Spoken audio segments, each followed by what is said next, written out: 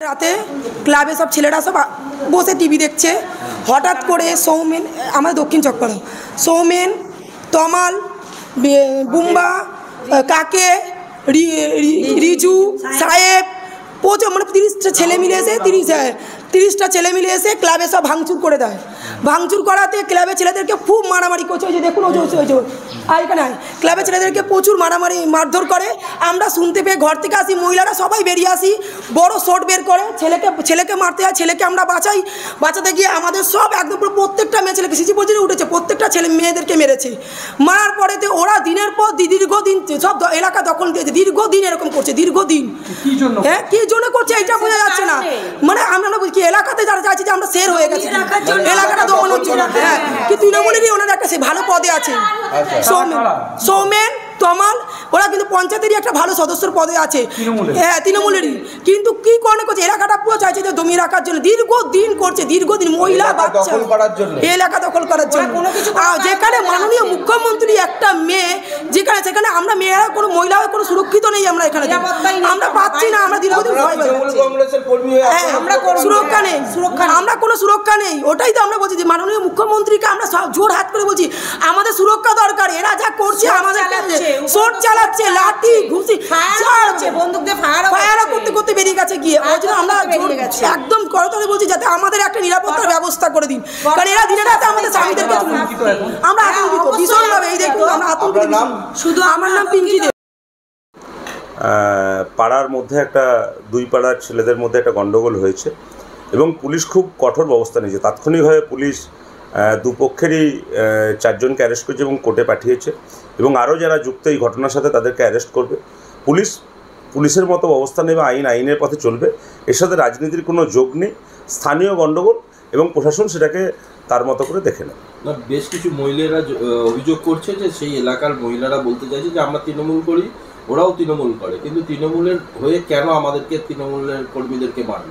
দেখুন, একটা মানুষের রাজনৈতিক দিক একটা থাকতে পারে, কিন্তু সমস্ত ঘটনার সাথে রাজনীতি মিশে যাবে এটাও ঠিক না।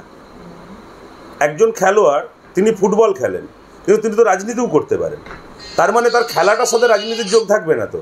তা একটা মানুষ, তিনি পাড়াগত কোনো গণ্ডগোল হয়েছে, তাতে পুলিশ ব্যবস্থা নিয়েছে। তিনি হয়তো রাজনৈতিকভাবে তৃণমূল কংগ্রেসের সমর্থক বা অন্য কোনো দলের সমর্থক। আমরা চাই পশ্চিমবঙ্গের মাটিতে কোনো মানুষ, তার রাজনৈতিক পরিচয় যাই হোক, তার সুস্থভাবে শান্তিতে বেঁচে থাকার অধিকার আছে এবং সেই বেঁচে থাকার অধিকার প্রতিষ্ঠা করার জন্য প্রশাসন কাজ করবে। যদি কেউ কোনো অন্যায় অবিচার করে তার বিরুদ্ধে প্রশাসন কঠোর থেকে কঠোর ব্যবস্থা নেয়। বিকাল ক্লাবে সব ছেলেরা মিলে টিভি দেখছিল রাত্রি 11:30 থেকে 11:45টার মধ্যে। তো হঠাৎ করে দেখি খুব হইচই হচ্ছে।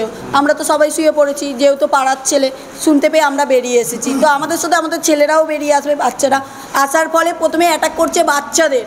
জানি বাচ্চাদের দমালে তাদের বাবা মাকেও দমানো যাবে। ওরা দীর্ঘদিন এই করে যাচ্ছে, এই দীর্ঘদিন ধরে চাইছে ওরা এলাকাটাকে দখল করতে। তো তার ধরুন আমাদের পেরে উঠছে না বলে দীর্ঘদিন। কারা? পঞ্চায়েতেরই লোক, সদস্য, ভালো পদে রয়েছে, তৃণমূল করে ওরা, ওরাও তৃণমূল করে, আমরাও তৃণমূল করি, কিন্তু তাও আমাদের সুরক্ষিত নেই। আপনারা সুরক্ষিত না, আমরা সুরক্ষিত অভাবে ভুগছি। মানে আপনাদের মানে কোনো সুরক্ষিত নেই, মানে মারধর করছে, মারধর। পুলিশকে জানানো হয়েছে, পুলিশকে যখনই জানানো হচ্ছে তখন প্রশাসন স্টেপ নিচ্ছে, কিছুদিন বন্ধ থাকছে, আবার করছে। হ্যাঁ, করেছে। আপনি কাকে করেছেন? সৌমেন জানাকে। আপনার নাম? প্রিয়াঙ্কা দে। এই এলাকার নাম? এই এলাকার মধ্যে চকপাড়া, আমরা সবাই তরুণ দল।